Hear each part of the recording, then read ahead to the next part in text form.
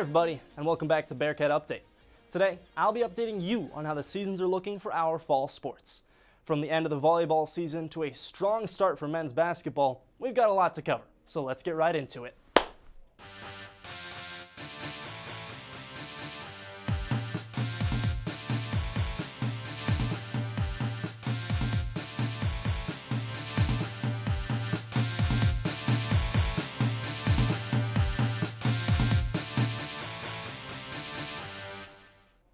We want to take a quick moment to recognize sophomore runner Olivia Baker, who earned an at-large selection to compete in the 2025 NCAA Division II Cross Country Championships on November 22nd in Kenosha, Wisconsin. Great work, Olivia. The number 5 seed women's soccer team saw its season end in the MIAA quarterfinals, falling to number 4 seed Missouri Western in penalty kicks after a 1-1 draw at Spratt Stadium. The Bearcats finished the year 10-6-2, while the Griffins advanced to the semifinals and extended their home unbeaten streak to 21 matches. The volleyball team saw its season end with a 4-set loss to Fort Hays State.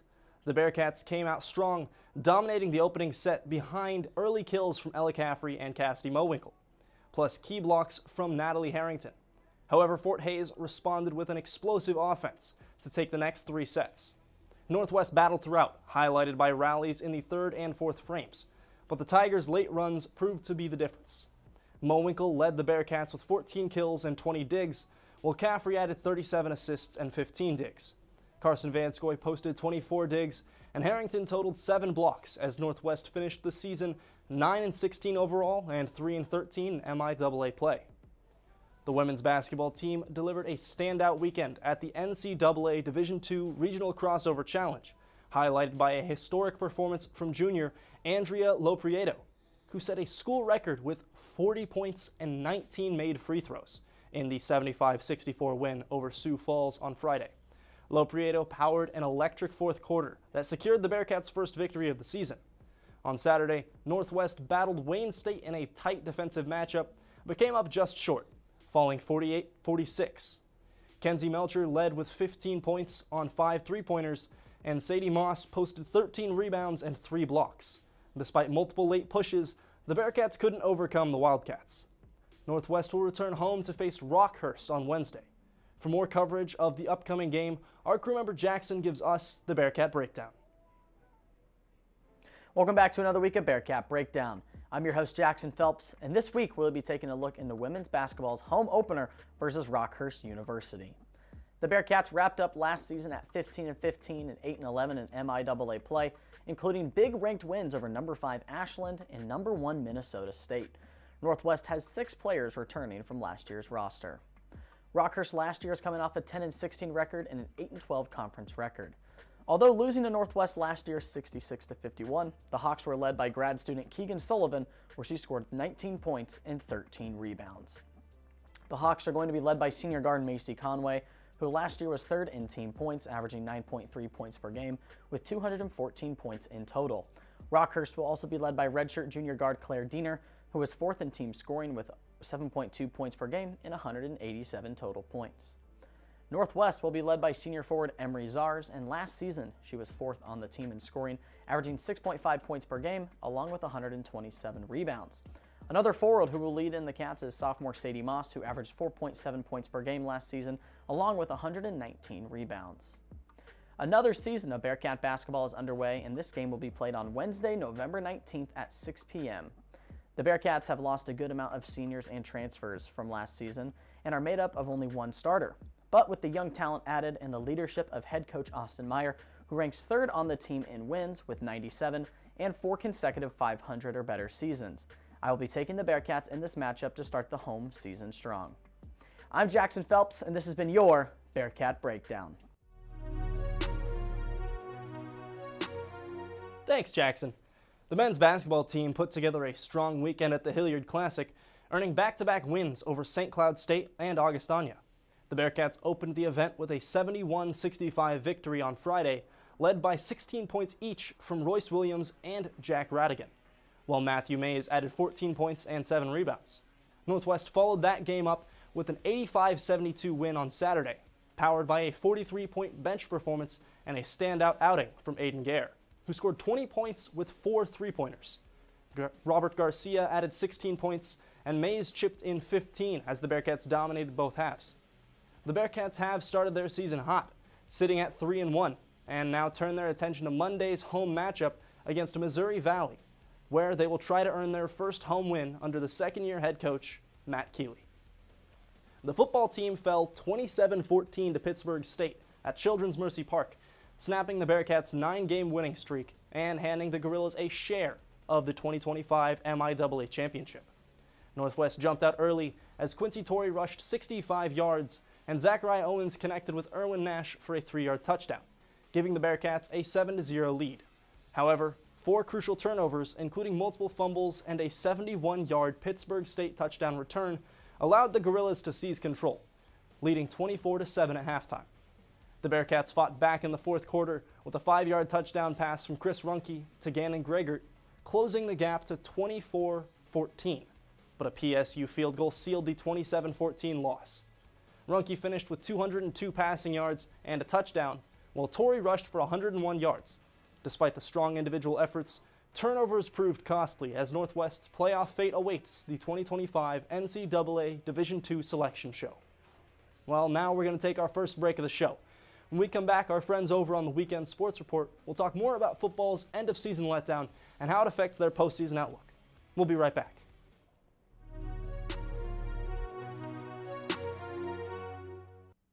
Welcome to KZLX-LP Maryville, an independent student-run station on the campus of Northwest Missouri State University. We play non-stop top 40 hits and offer a variety of different specialty shows. So tune in to KZLX 106.7. What's up, you guys, and welcome to a brand new season of Nerd Central. What's up, Corby? What, you didn't get the memo? No. New season, which means new uploads, new crew, new host. What? No, I didn't get that. Get on out of here. Now that he's gone, let's bring in the crew. Whoa! Hey, settle down, everyone. We're gonna make sure this is a great season for the folks at home, because you're watching Nerd Central.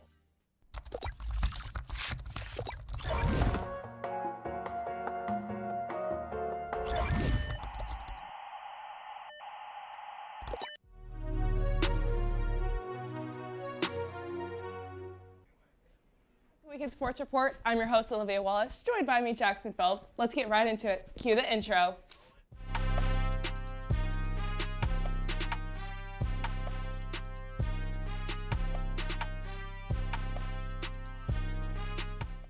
Jackson, this was the Bearcats' biggest game yet. Just talk about that 14 points and then that 27-14 win. Yeah, obviously, this was the biggest hyped-up game for the Bearcat football season so far. Northwest came into the game with a shared MIAA title. Pitt State was looking to come and get their share, and Northwest was looking to get the outright title.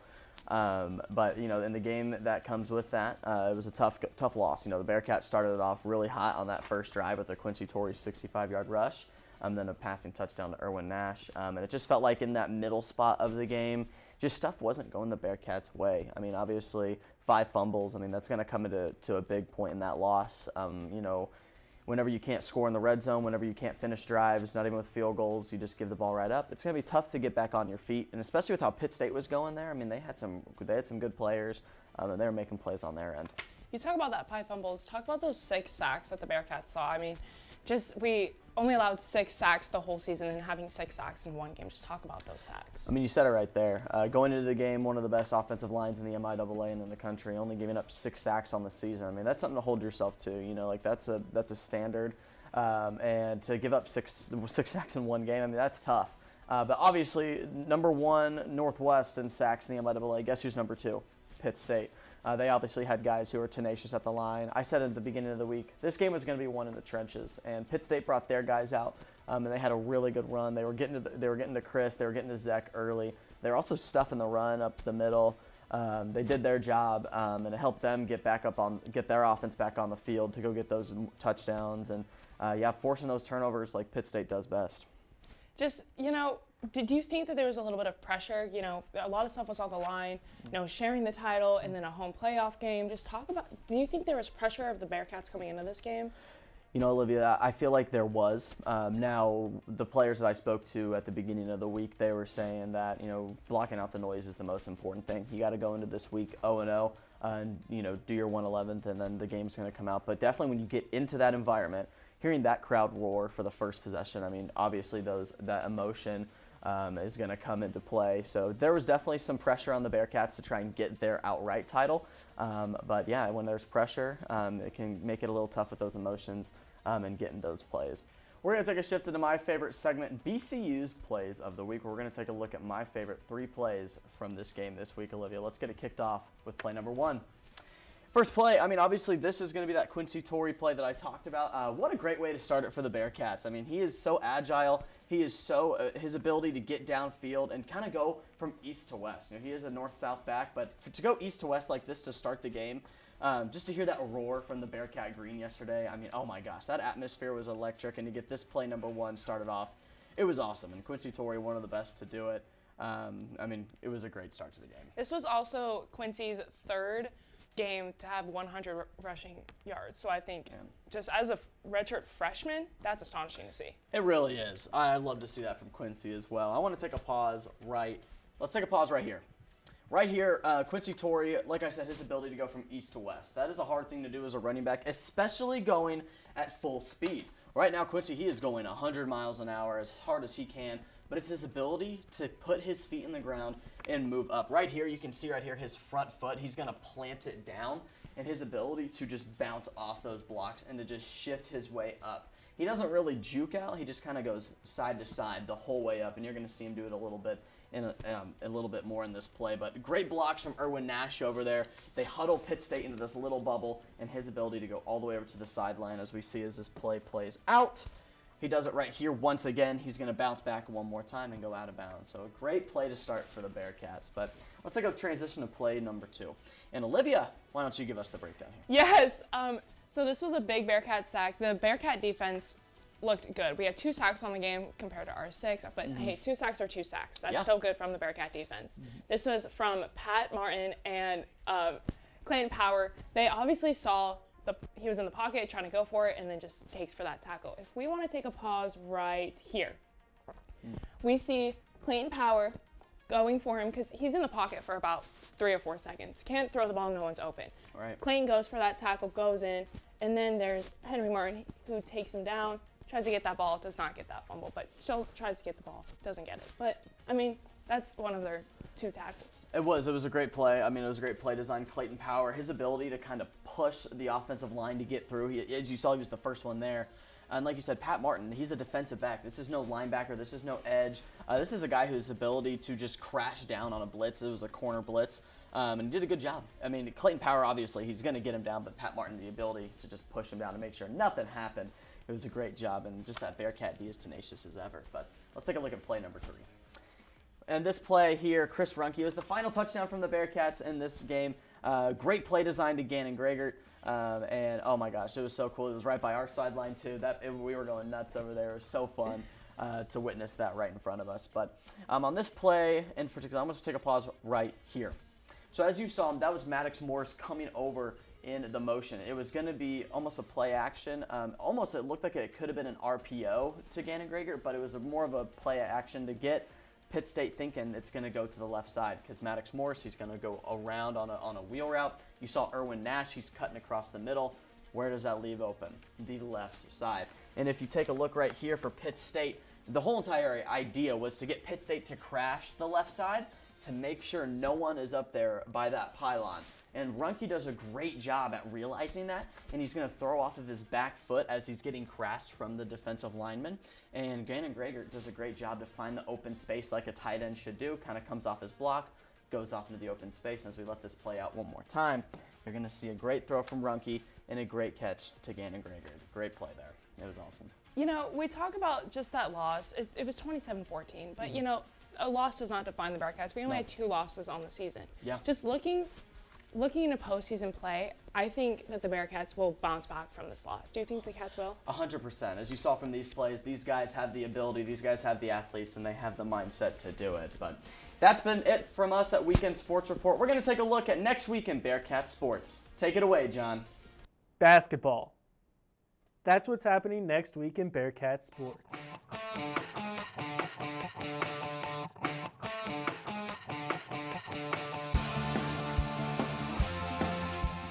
Men's basketball will get us started off early next week, opening up Bearcat Arena for the season, and they are welcoming in Missouri Valley.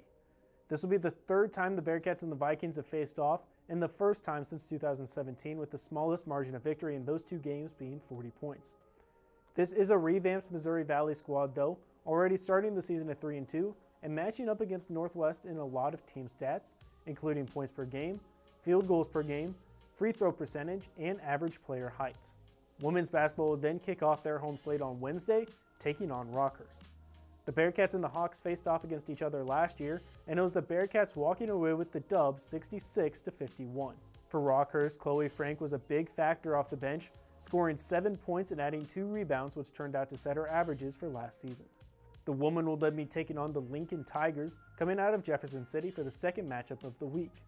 The last time Northwest and Lincoln took the court against each other was 2 years ago, and since then the only 2 returning players for either side are the Tigers' Kiara Cabrera and the Bearcats' Ella Moody. At that point, both Cabrera and Moody were only role players for their respective teams, with Kiara Cabrera playing 13 minutes, tallying 2 points and committing 2 turnovers, and Ella Moody making the most of the singular minutes she played, recording 1 block. Men's basketball will then finish off the weekend with 2 matchups in the Just a Game crossover. The first of the 2 matchups will be against Northern State out of the Northern Sun Intercollegiate Conference. This will be the Wolves and the Bearcats' 8th matchup all time, and their 7th on a neutral site. Neither team had a strong season last year, with Northern State finishing 2-26 and Northwest finishing 6-22, and that showed in offensive inefficiencies, defensive struggles, and being heavily out-rebounded. The men will then finish out the week in a matchup against a very strong Northern Michigan team. The defending GLIAC champions were a team to be worried about going into March before being upset in the first round by fellow GLIAC team Michigan Tech.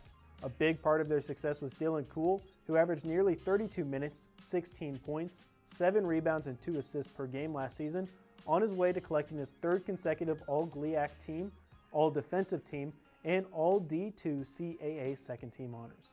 For Bearcat Update, I'm Jon Rinehart, bringing you next week in Bearcat Sports. Back to you, Hayden.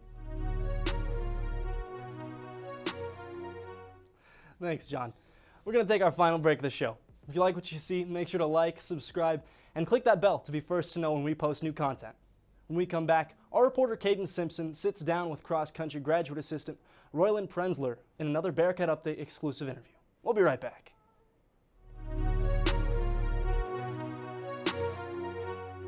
Here at Tower Yearbook, we are a dedicated staff of photographers, designers, copywriters, and practicum students. Our staff is a student-led, student-run media outlet, producing a book with over 300 pages. Be sure to pop out at any of our portrait or distribution events.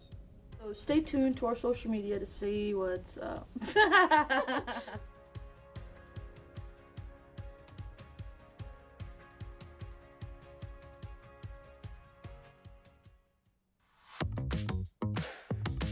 Whoa, hey, didn't see you there. So you want to know how we run KNWT? Let me show you. We strive to improve content week to week. From weekly entertainment to award-winning documentaries. We have a little something for everyone. How do we show this creativity? Creative Services.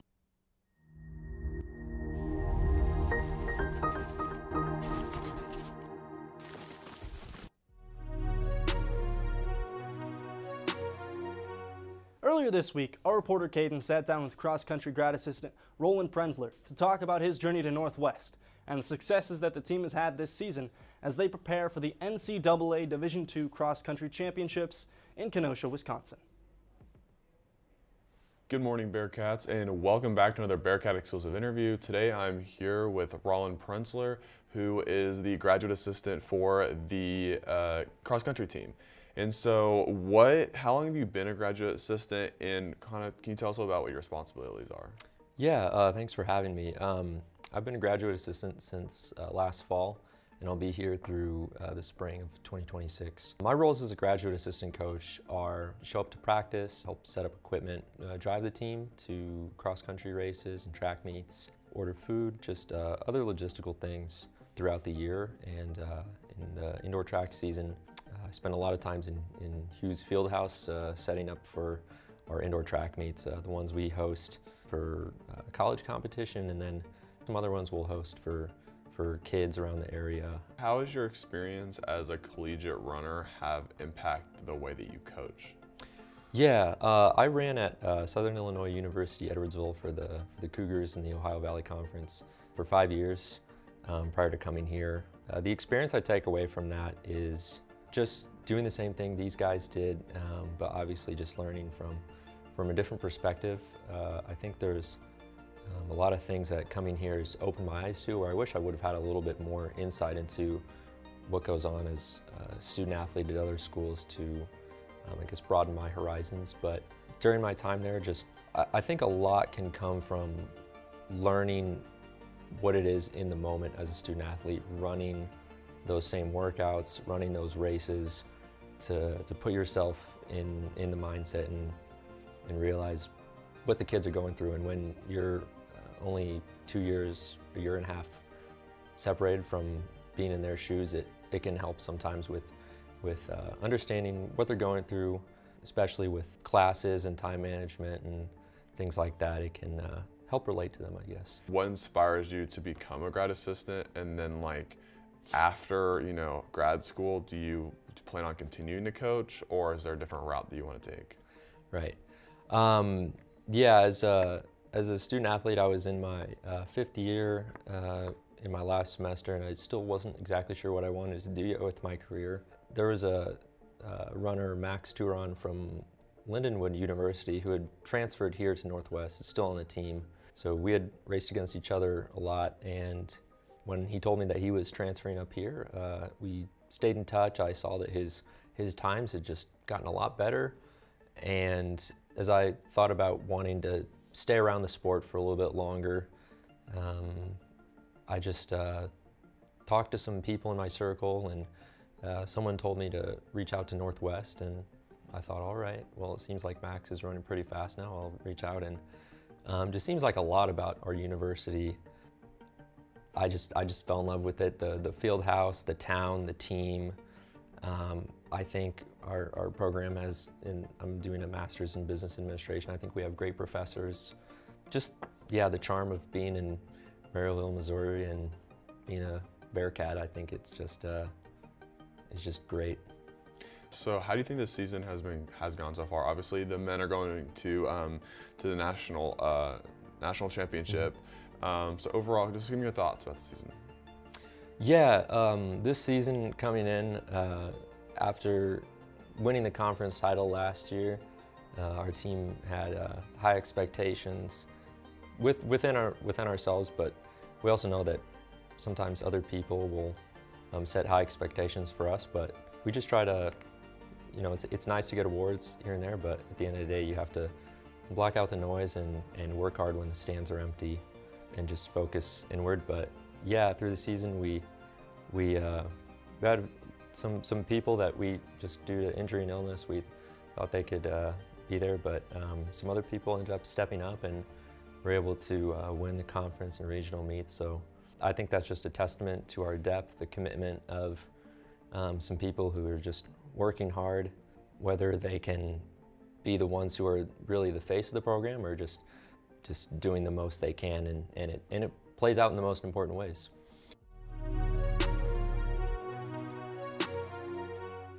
Thanks, Cayden.